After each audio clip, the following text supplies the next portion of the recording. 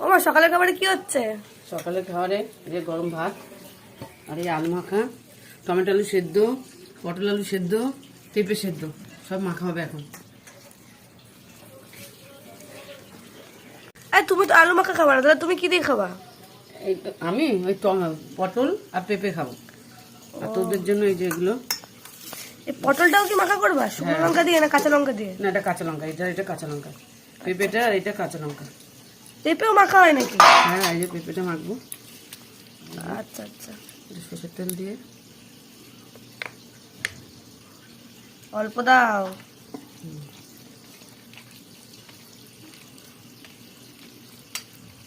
পেঁপে ভর্তা। এটা পটল।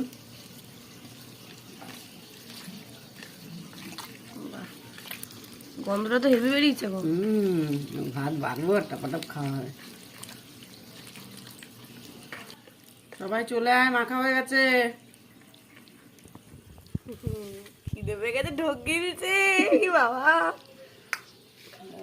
পেঁপে মাখা, পটল মাখা, টমেটো আলু মাখা, আজকে সব সেদ্ধ সেদ্ধ দিয়ে সকালের টিফিন আলু মাখা। নাও এবার বসে পড়ো।